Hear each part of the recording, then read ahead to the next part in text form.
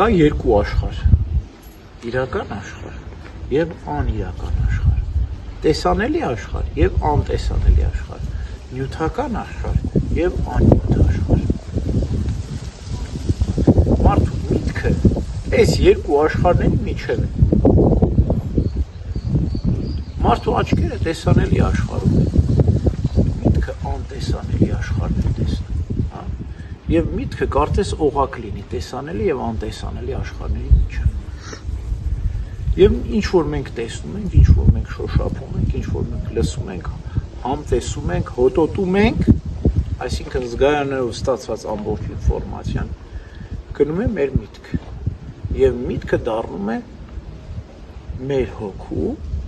այսինքն մեր ներսի աշխարհի եւ դրսի աշխարհի կապող օղակը։ Հա։ Եվ միտքը պետք է իմաստուն լինի։ Աստված մտքուն տվել է զորություն, իմաստություն։ Յուրաքանչյուր մարդ, երբ որ իր տան աղբը ավրում է, ինչը տանն է թողնում, թե դուրս է հանում այդ աղբը։ Որ ավլում է դուրս է, չէ հանում աղբը։ Գիտակցաբար։ Հա, հիմա, բայց մենք այդպես չենք։ Դրսից ինչքան աղբա չէ գալիս մեր մեջ։ Մենք այդ աղբը կուտակում ենք մեր մեջ, զգայարաններով, աշխարհից, ինֆորմացիանա, չգիտեմ, մեղքնա, շարունակայտակությունա, կուտակում ենք մեր մեջ, իհարկե այդ մտքի պատճառով, որտեղ մեր միտքը իմաստուն չէ, որ կարողանա զատորոշել։ Սա բարի է թե չար, ես պետք է սպան իմ տանեմ իմ մեջ, թե չէ, եթե իմաստուն է մեր միտքը մերժում է, հա, բայց ենթադրենք իմաստուն չի, որը մեզ մոտ շատ է պատահում։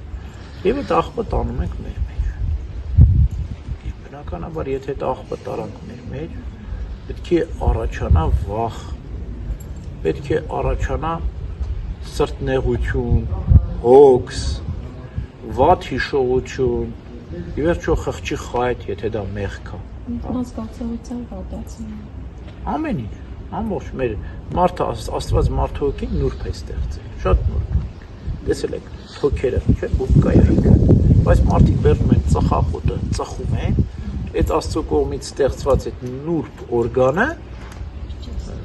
վերջացնում են, քայքայում են։ Ճիշտ այդպես էլ մարդու հոգին նուրբ է ստեղծված, հա։ Մենք իրավունք չունենք կոպիտ վարվել, թե մեր հոգու եւ թե դիմացինի հոգու հետ։ Բայց մենք շատ կոպիտ ենք վարվում մեր հոգու հետ։ Եվ հոգին այդ նուրբ հոգին չի դիմանում։ Սուրբ եւ նուրբ է ստեղծել Աստված մարդուն։ Իրավունք չունենք սուրբ ու նուրբ հոգին մեր կոպտությամբ ու դաժանությամբ մեղքերով տանջել։ Հա։ Եվ այդ ամբողջը գնում է մեր հոգի։ Հիմա հիշողության սրբագրություն պետք է լինի, պետք է մաքրենք մեր հոգի։ Զղջանք, խոստովանենք, ապաշխարենք, մաքրվենք։ Ինչն է մարդու հոգին կոնկրետ մաքրում։ Արտասուք, կոնկրետ եմ ասում, ապաշխարությունը բնականաբար զղջում են արտասուք։ Սուրբ Գրիգոր Լուսավորչյանը ասում է, մեղքը թույն է, արտասուքը հակաթույն է։ Եթե դու ուզում ես քո միջի թույնը մաքրես, հակաթույն պիտի գործադրես։ Արտասուքը հանում է քո միջից մեղքը, սրբում է քո մեջ։ Մարդը ինչքան շատ է արտասվում, հիմա կանայք զգացմունքային են, չէ, շատ են արտասվում, տղամարդիկ այդպես դժվար են արտասվում։ Ինչու կանայք ավելի շատ են արտասվում։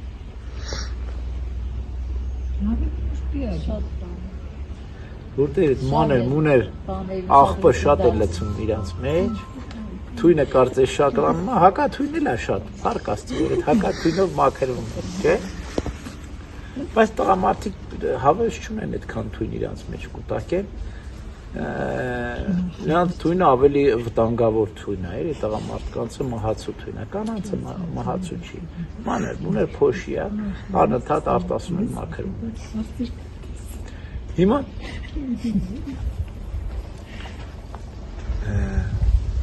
այդ մտքերի տարափը